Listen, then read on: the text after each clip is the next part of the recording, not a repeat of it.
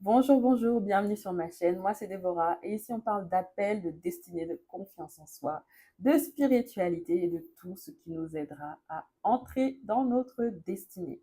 Aujourd'hui, je vais faire une vidéo que j'avais envie de faire depuis un moment, mais je ne sentais pas le go du Saint-Esprit. Je ne sentais pas que c'était le moment.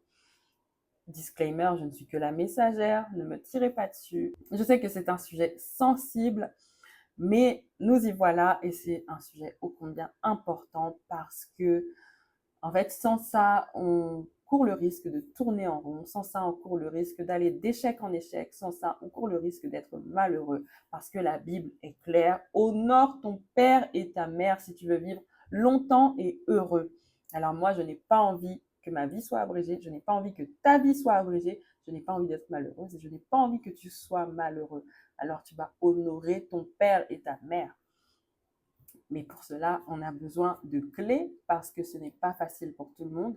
Je vais raconter une, juste une petite partie, une ébauche de mon témoignage sans trop m'étaler dessus. En fait, alors moi, j'ai toujours, non pas toujours, depuis l'adolescence, j'avais eu des relations très, très, très conflictuelles avec ma mère. C'était vraiment, je pense qu'on se disputait quasiment à chaque fois qu'on se voyait, qu'on s'appelait. Et j'avais tellement de mal à l'honorer jusqu'à ce que mon pasteur m'attrape et me dise, Déborah, il faut que tu honores ta mère. Il me l'a dit avec beaucoup d'amour, avec beaucoup de sagesse. Il m'a donné des clés. Donc en fait, un jour, on était en entretien et juste avant, il avait parlé avec ma mère. Il avait parlé avec ma mère qui s'inquiétait pour moi, etc. Euh, et donc, il m'a demandé de venir le voir. Et même son épouse était là.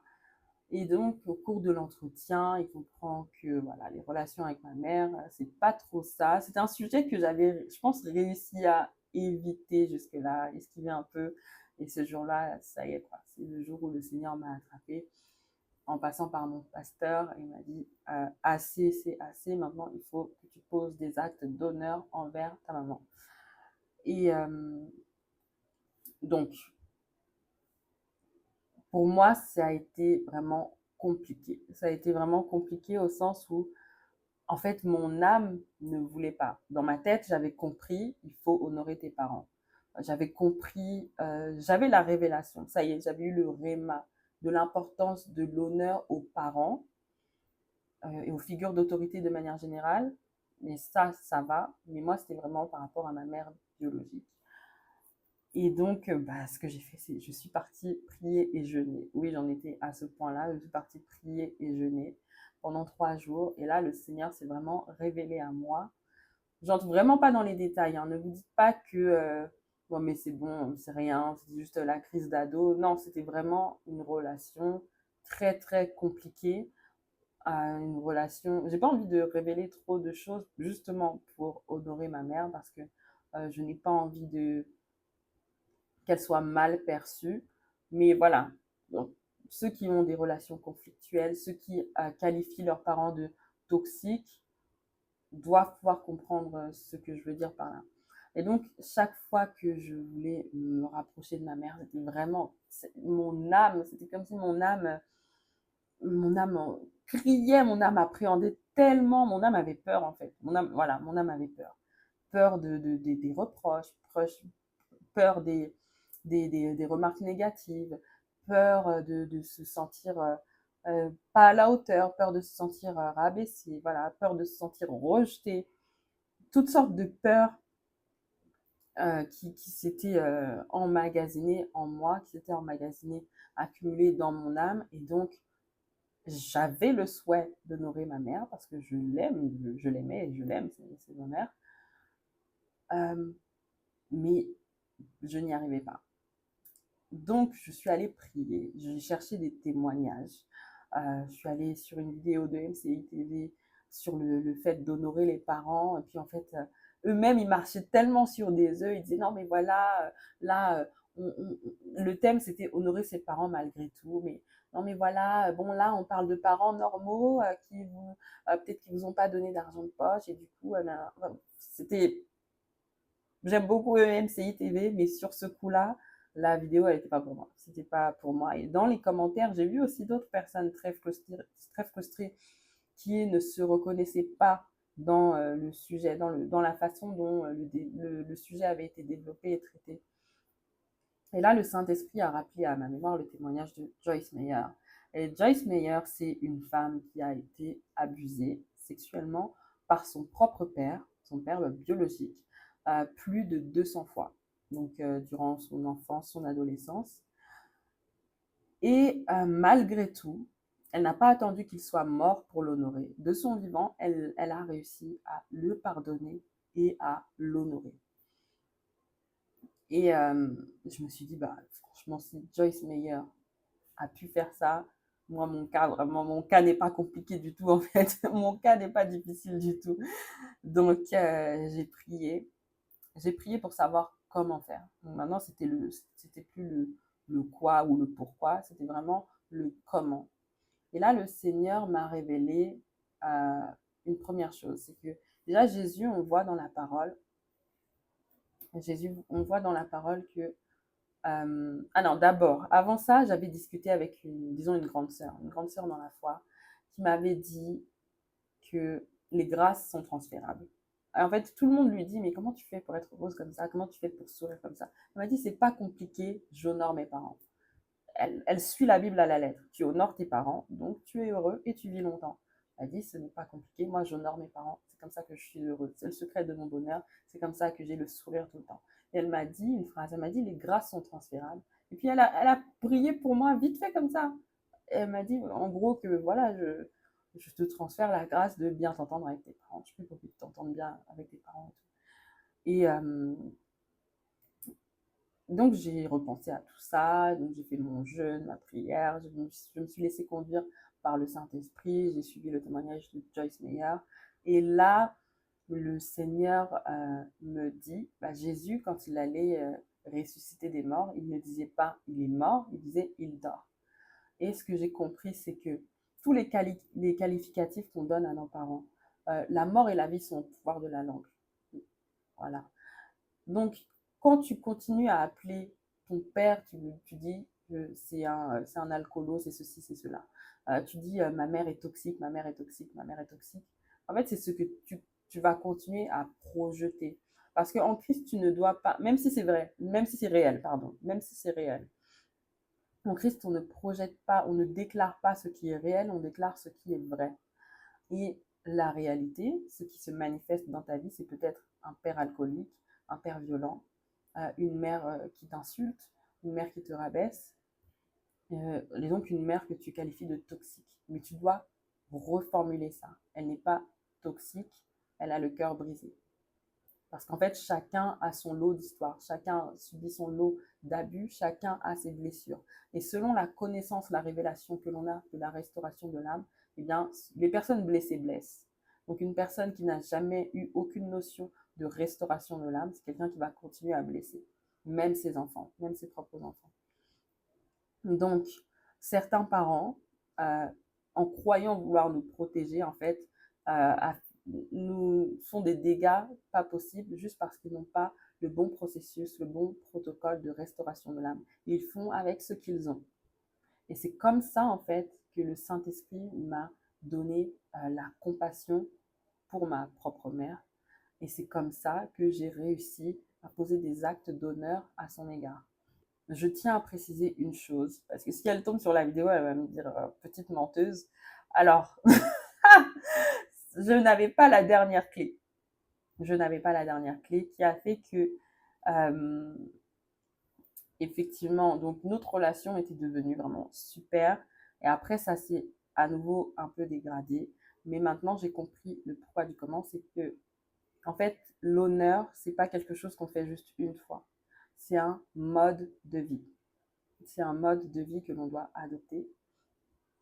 Et dès lors qu'on adopte ce mode de vie, on voit le cœur de la personne changer. On voit les comportements de la personne changer. Je vous assure que dès que je pose un acte d'honneur envers ma mère, il y a un shift. C'est tout de suite les conversations tellement plus légères, tellement plus agréables. Elle m'appelle, elle me bénit. Alors, mon pasteur nous a appris qu'on honore avec 3 choses, avec son temps, ses talents et ses trésors. Donc le temps, ça va être par exemple l'appeler ou lui rendre visite plus souvent. J'avoue que pour l'instant, je ne sens pas là-dessus. Ah non, je confesse parce que je ne peux pas perdre dans les commentaires en disant non, non, non, tu viens pas me voir. Ou non, tu m'appelles pas assez. Non, non, je peux faire mieux. Mais en tout cas, donc le temps, ça va être donc l'appeler plus souvent, lui écrire plus souvent. C'est ce que le Seigneur m'a donné. Lui écrire des messages d'amour le matin, lui envoyer des versets, etc. Ça c'était vraiment la première étape. Ensuite, ses talents, ça fait des années que ma mère me demande de lui donner des cours d'anglais. Effectivement, j'esquive un peu, mais voilà, cette fois, ça y est, on va commencer pour de vrai. Et ces trésors, bah, de temps en temps, tu fais un petit virement et tout de suite, ça fait quelque chose dans son cœur, quoi. Ça fait du bien à son cœur et ça apaise nos relations. Et donc, euh, comment restaurer son âme? Maintenant, c'est ça qu'on va voir. 6 étapes, les fameux 6 R pour appliquer le protocole de restauration de l'âme et réussir à honorer ses parents en toutes circonstances. Parce que je vous vois venir et je sais que pour l'instant, vous avez encore toutes sortes de raisonnements, toutes sortes de oui, mais. Mais comme dirait mon pasteur, le oui, mais, c'est seulement une fois dans l'année. Donc, pas d'excuses. Là, on va rentrer dans le dur. Vous verrez, c'est simple. C'est pas facile, c'est pas forcément facile, mais c'est simple et rien n'est impossible à Dieu. Et dès lors qu'on a le Saint-Esprit en nous, toutes ces étapes-là, elles sont faciles à appliquer.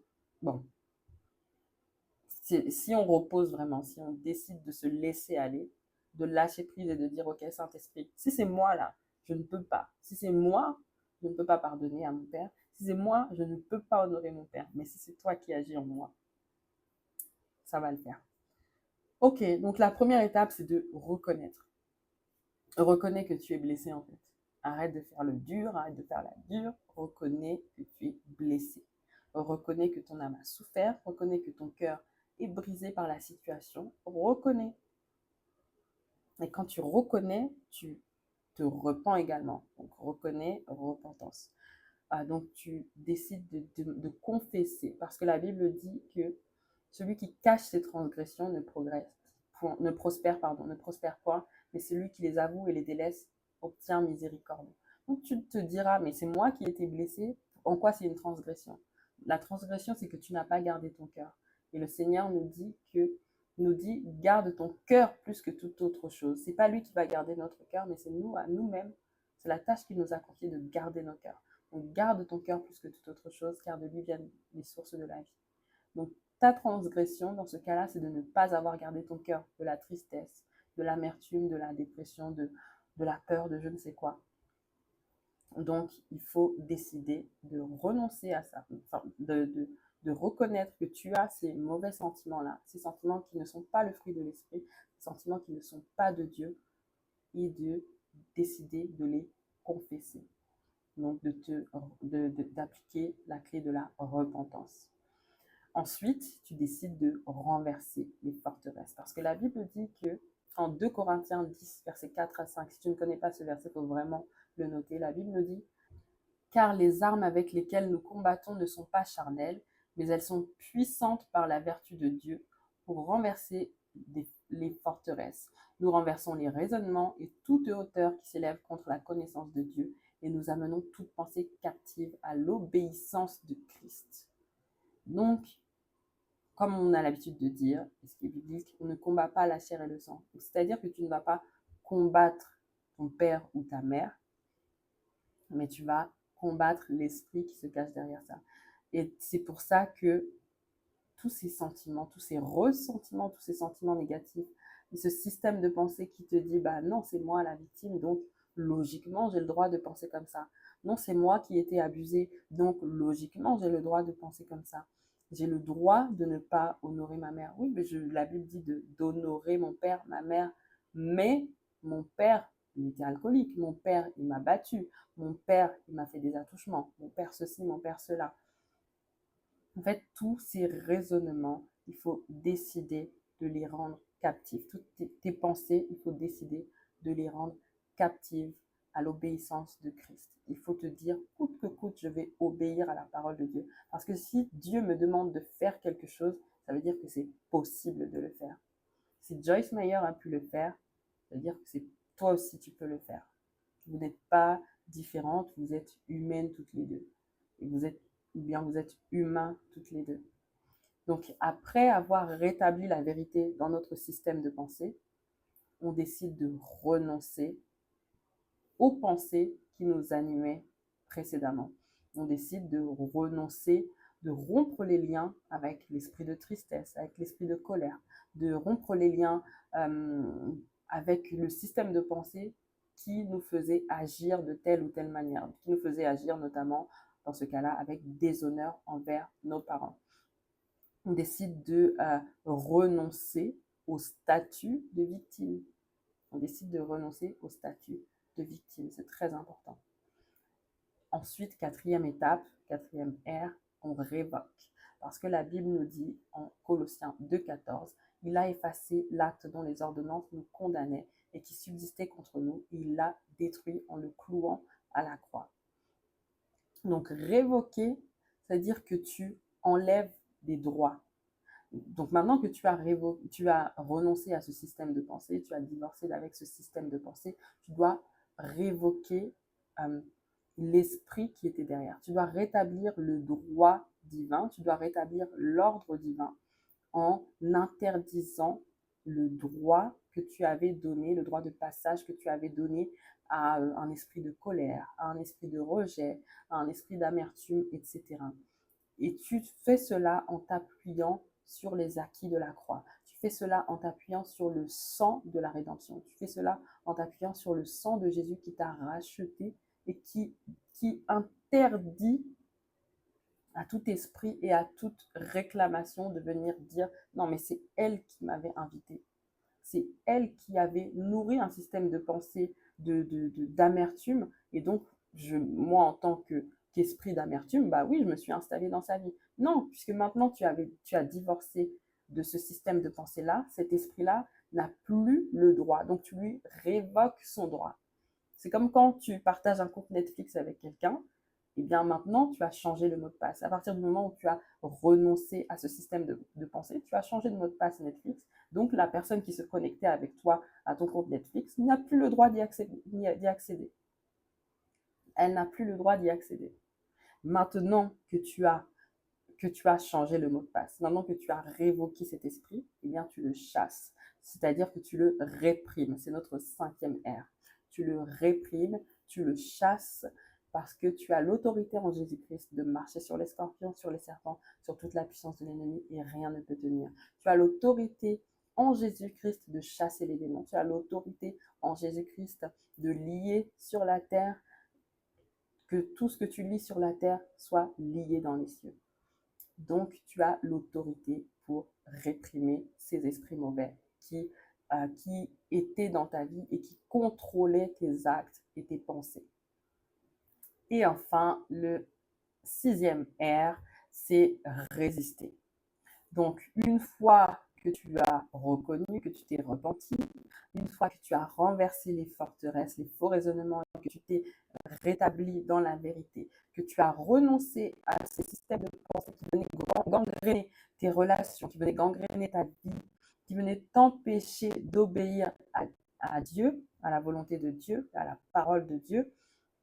Une fois que tu as révoqué leurs droits, souviens-toi, tu ne partages plus ton compte Netflix et que tu les as réprimés, tu les as chassés, maintenant il faut résister. Parce que la parole de Dieu dit résistez au diable et il fuira loin de vous. En fait, la subtilité et l'erreur que l'on fait souvent, c'est de croire que parce qu'on a chassé un esprit mauvais, il ne reviendra pas. Mais en fait, non, il rôde. Un esprit qui est chassé n'est jamais véritablement parti parce qu'il cherche toujours l'occasion de revenir. La Bible nous dit que quand on chasse un esprit, en fait, on est comme une maison. La Bible prend l'image d'une maison. Et quand tu chasses le squatter, donc l'esprit mauvais, il va continuer à rôder. Il va partir, il va revenir rôder, guetter de temps en temps pour voir s'il peut revenir s'installer. Et la Bible nous dit que si la maison est ornée et elle est vide, il revient, mais il revient même pas seul. Il revient avec 7 autres esprits encore plus mauvais. Donc toi qui avais un seul esprit, tu te retrouves avec 8 esprits encore plus mauvais. Et ta condition précédente devient pire. Ta condition actuelle devient pire que ta condition précédente. Donc les mauvaises habitudes que tu avais auparavant deviennent pires. Et tu rajoutes d'autres nouvelles habitudes par-dessus. Parce que maintenant, tu as 8 esprits mauvais en toi qui gouvernent ta vie au lieu que ce soit le Saint-Esprit. C'est pourquoi, quand tu décides de poser ce genre d'acte, de changer de vie, de transformer ton système de pensée et d'obéir véritablement à Christ, ensuite, tu ne peux pas juste être en roue libre et dire, ah bah, voilà, moi je fais ma vie, ça y est.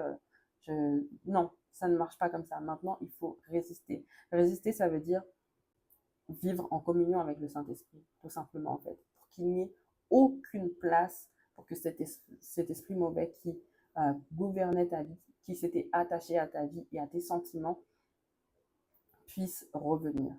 Plus tu t'attaches au Saint-Esprit, plus tu médites la parole, plus tu donnes ta vie à Dieu, plus tu te soumets à Dieu, plus c'est ce qu'on appelle résister, et plus tu vas pouvoir demeurer dans la libération et la délivrance totale. En fait, c'est comment garder sa délivrance? Eh bien, c'est en s'attachant à Dieu, c'est en s'attachant, en étant rempli du Saint-Esprit pour ne laisser aucune place, aucune porte ouverte à l'ennemi.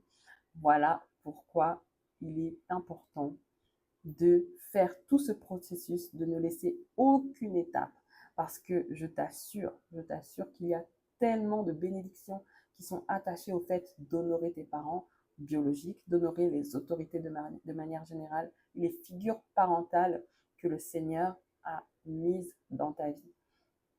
Donc j'espère que cette vidéo t'a fait du bien. Encore une fois, je ne suis que la messagère, ne me tirez pas dessus. Si vous voulez des précisions sur mon témoignage, n'hésitez pas à poser des questions. Si vous voulez un accompagnement dans, dans ce processus d'honorer ses parents, si vous avez une situation vraiment particulière, n'allez pas non plus vous mettre en danger. Toute relation est différente. On peut honorer ses parents de loin, attention. On peut honorer ses parents de loin. Mais ne cherchez pas une excuse pour honorer vos parents de loin en vous disant oui, non, c'est le Saint-Esprit qui m'a dit ça. Non. Cherchez la véritable instruction qui vient du Saint-Esprit concernant votre situation. Mais n'hésitez pas à me contacter par l'adresse mail qui est dans la description si vous avez des questions, si vous souhaitez être accompagné, si vous avez besoin d'un entretien.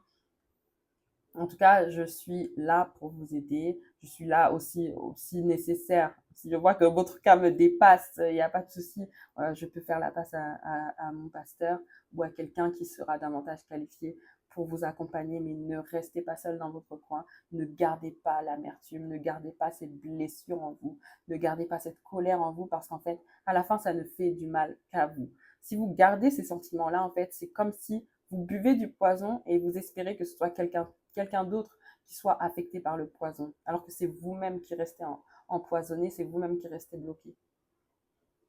Alors je vous en supplie, je vous en conjure, ne restez pas là et faites ces 6 étapes, ces 6 R, ce protocole de restauration de l'âme, et vous verrez comment Dieu est fidèle. Il l'a fait pour moi, il peut le faire pour vous, il veut le faire pour vous, et il le fera pour vous si vous décidez de vous soumettre totalement à sa volonté. Alors, je vous remercie d'avoir suivi cette vidéo jusqu'à la fin. On se voit dans la prochaine vidéo. Que Dieu vous bénisse abondamment. Vous êtes des créatures merveilleuses, merveilleuses, merveilleuses. À bientôt!